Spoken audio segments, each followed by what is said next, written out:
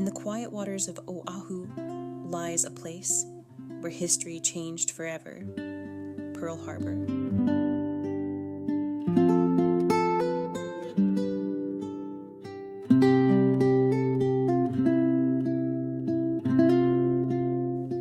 A deep water haven, once a symbol of security for the United States Pacific Fleet. But on the morning of December 7th, 1941, at 7:55 a.m., that peace was shattered. In under 2 hours, more than 350 Japanese aircraft descended from the skies in a surprise attack.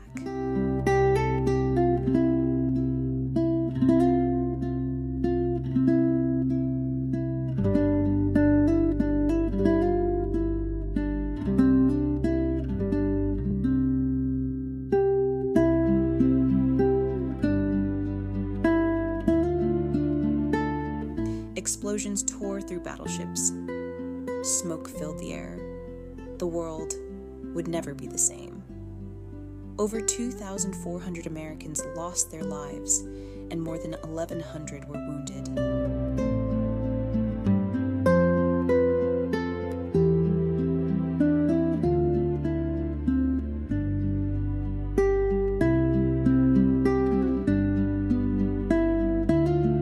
Four months later, America struck back. It was April 18th, 1942, when 16 B-25 bombers lifted off from the deck of the USS Hornet.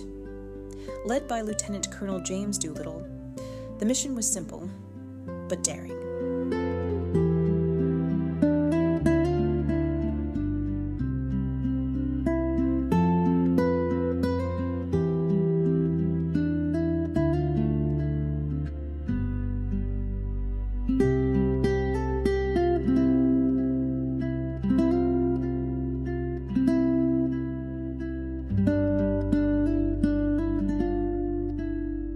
Strike the heart of Japan and prove that it could be reached. No one had ever launched medium bombers from an aircraft carrier before.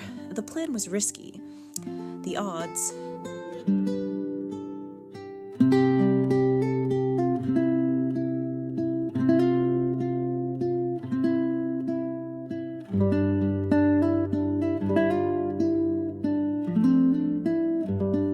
uncertain. They flew low over the water, crossed enemy defenses, and bombed military and industrial targets in Tokyo and other cities. Damage to Japan was limited, but the impact was immense. It lifted American morale and shook Japanese confidence in their own security.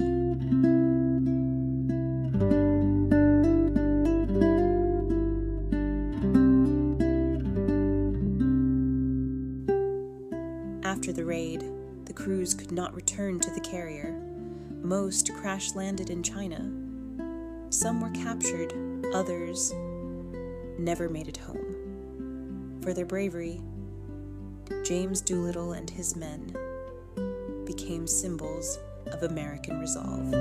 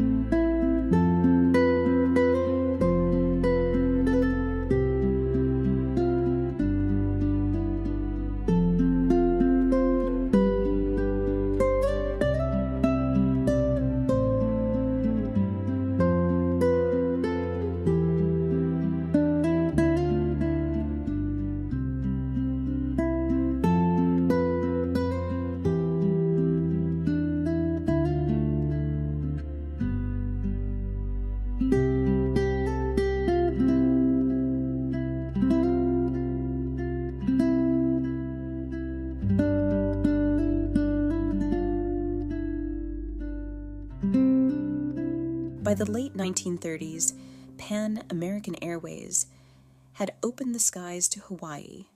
Their famous China Clipper flying boats carried passengers across the Pacific in luxury.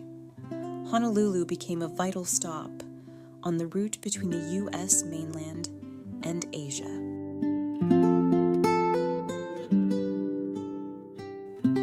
Pan Am built a seaplane base at Pearl City Peninsula, complete with a private hotel, for travelers awaiting the next leg of their journey.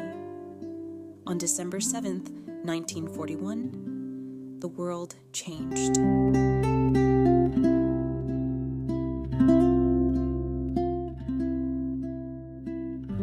That day, the California Clipper was thousands of miles away, en route from New Zealand to get home.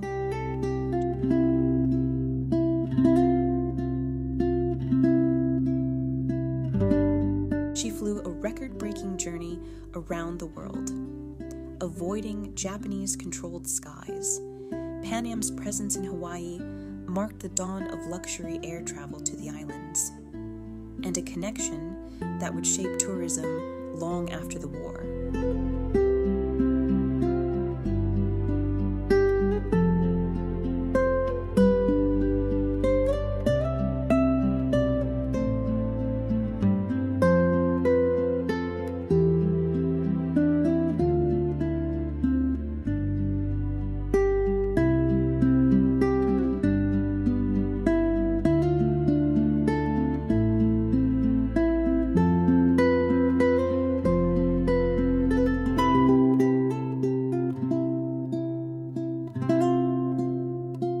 Beyond the quiet walls of the USS Arizona Memorial, the island still holds the echoes of that morning. In neighborhoods near Pearl Harbor, you can still see windows where the glass bears tiny bullet holes, scars from December 7th.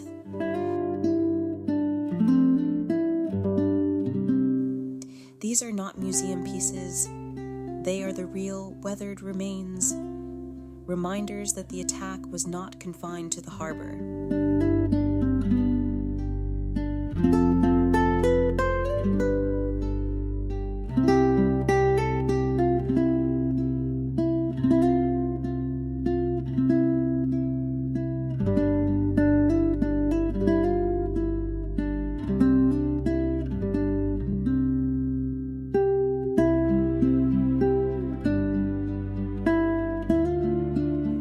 For those who look closely, Oahu still wears the marks of that day in 1941.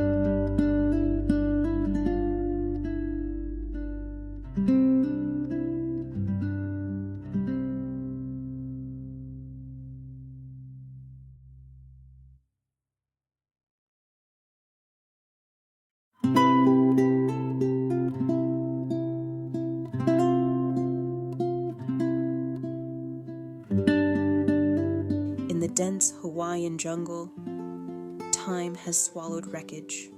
Planes left where they crashed, their frames twisted, overtaken by vines and moss. Coastal waters hide pieces of metal, fragments of ships and aircraft, scattered in the sand.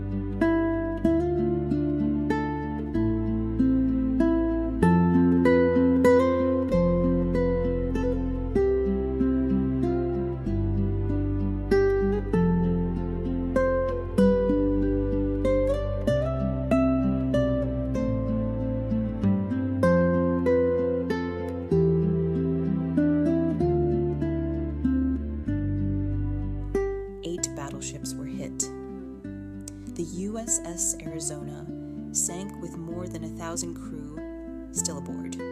President Franklin D. Roosevelt called it a date which will live in infamy. The very next day, the United States declared war on Japan, entering World War II.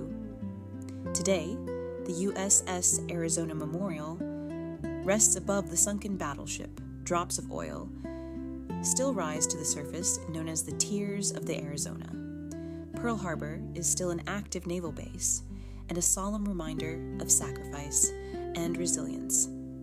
Here, the waters hold both tragedy and honor. Pearl Harbor will forever speak to the cost of peace.